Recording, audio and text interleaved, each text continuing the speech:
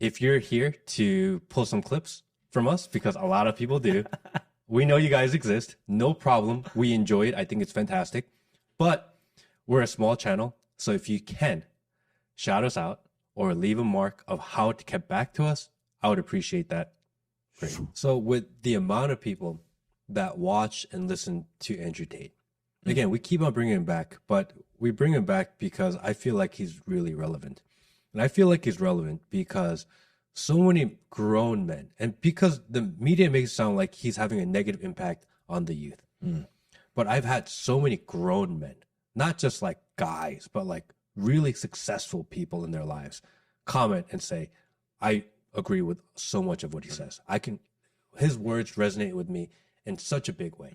I feel like I'm one of them. I've mentioned it before, but I feel like listening to him talk is one of the reasons I started this podcast. Because he said, get off your ass, do something, even though it's difficult and uncomfortable. And I was like, dude, I want to do something that's difficult, uncomfortable.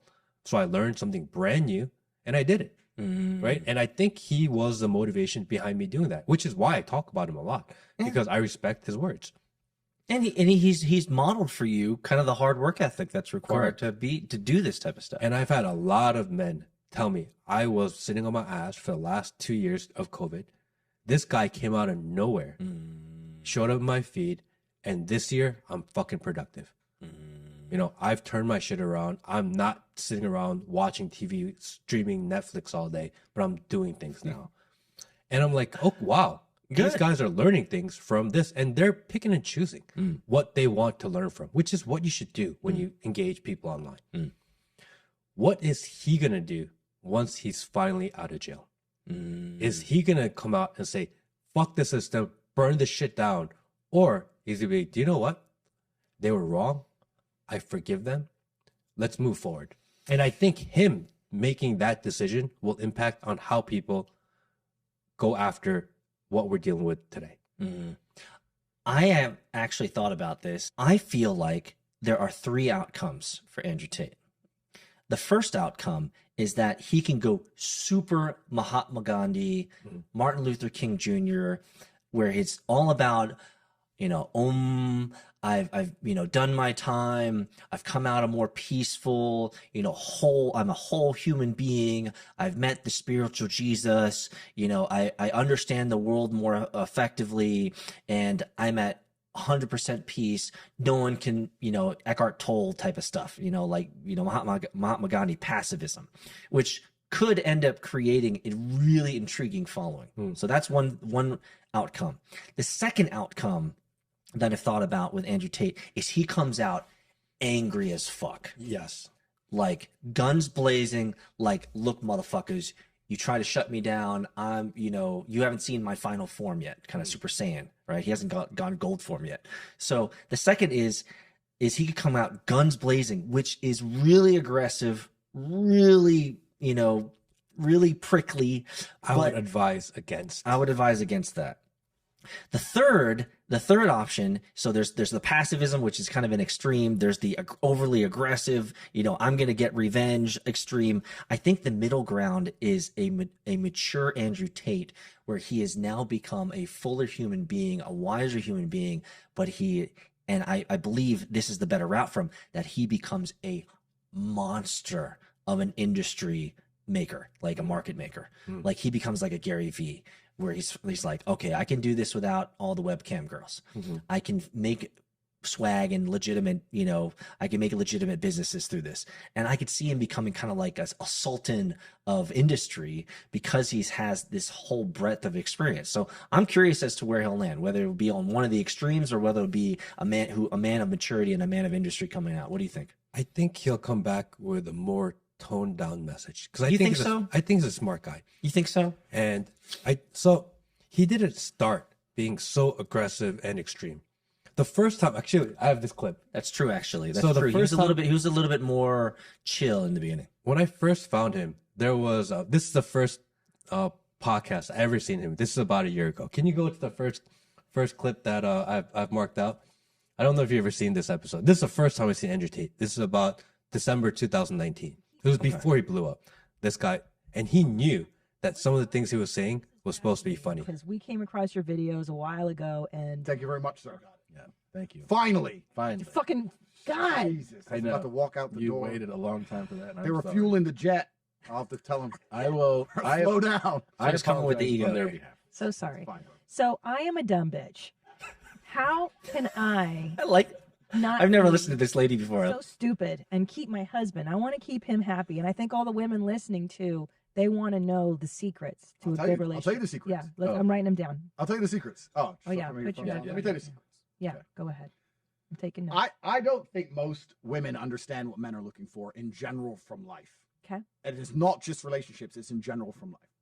I think, and when I say think, I mean I know, that men are biologically designed, we're evolutionarily hardwired to seek status. That's what we want.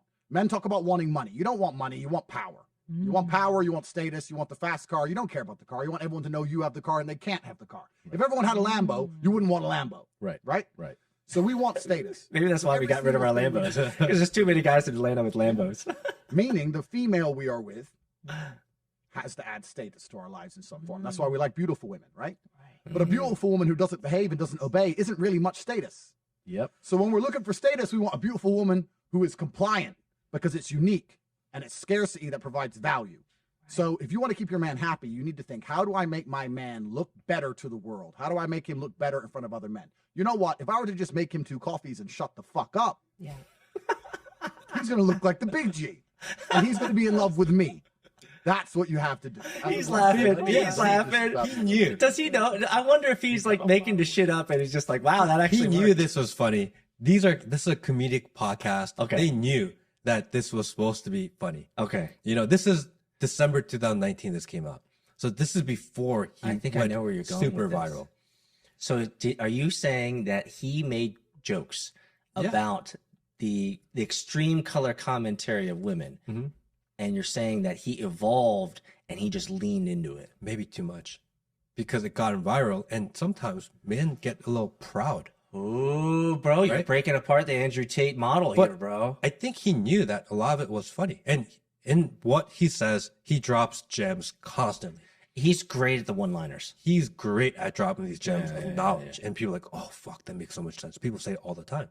Pull up the second clip, Will. The second was funny too. I want to lean into this idea because he's snickering, man. Yeah, he knows. He knows it's hyperbole. Mhm. Yeah. Now the Doesn't whole want to fuck me. So Yeah. duh. Right. Duh. So how can she add, and also too, I worry if I'm too submissive, will he not respect me? Nah, Do you no. Get rid of that. Get rid of that. Get rid of he's that. he's like Respect smiling me out of the crap, corner of his that's not mouth, real. man. Is You that can see. real? Really? You know what? So many women say to me, "You're so Andrew. You know what? You're so rich, but you're smart and you're actually very intelligent. And I know you'd get really bored of a robot." And I'm sitting there thinking, "Bitch, I wish to God you were a robot." You better shut the fuck up. We talking about star signs? Oh yeah, I'm so glad. Tell me more about by Sagittarius rising, you idiot. I don't give a fuck. Give me a robot. All men want robots. That's all we want. 4 wives, robots, inshallah. Put the burqa on. Yep. What are you talking about? We don't care. 2 coffees. That's it. It's Yeah. nice and easy. There's no such thing as too submissive. There's no such thing. I'm never gonna look at a Look at beautiful woman who this does guy. everything He's looking at I his wife. say. He's like, You know yeah, what? yeah. You do too much of what I say. I want to go get some disagreeable bitch. Yeah, exactly. Wow. On what planet? But Cover, let me tell you what you're saying. If there's truth to it, and judging by my husband's reaction, listen, we've had world famous comedians sit across from him. He's never spit coffee out of his nose like Well, he just did for you. It's because it's like, you know what it is? Sometimes you see these videos of these guys that are lost and then they walk into a church and then the preacher says like the exact right thing from the Bible and the guy's like, "Oh my God, this is what I needed." I feel the same way right now. I feel like Yeah. I love to hear that, Yeah, friend. I absolutely. love to hear that. Good. Thank It's you. really good to have you here. And speaking, So was this the moment? speaking, This I'm is describing. the first time I ran into him. And I thought he was funny. I thought he spoke really well. He had Yeah. really interesting ideas. And he goes down a couple of the rabbit holes that he likes to go down as well, about society, about control. He goes into all of that.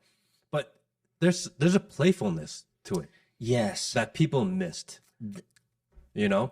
I like that. And I really liked this version of him, where he knew, and people that were around him knew that some of the things he was saying was being playful. Yeah. right? And yes, he says bitch a lot, and the girls don't like that. But if you separate some of the harsher words that he uses, again, that's a comedian podcast. It's really funny. Yeah. We'll link it. That's such a fun. That's the best one. I want to watch that because just like you said, he has a playfulness.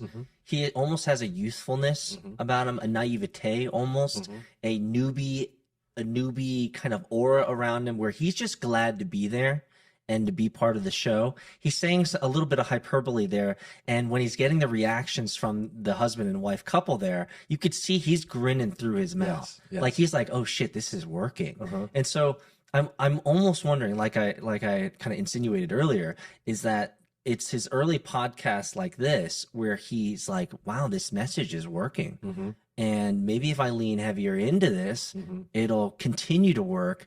And I wonder if we've lost a little bit of the playful magic that he used to have because he leaned, ramped it up a little. He didn't just ramp it up; he dialed it up. Yeah. I mean, he went from 0 to 800 miles per hour. Correct. But he wanted to get more viral, and people who understand the internet understand that you need to take advantage of your viral wave. Fair enough, right? Fair enough. And he saw the wave coming. He's like, bro, I need to ramp this shit up. And he did. And he went viral and viral.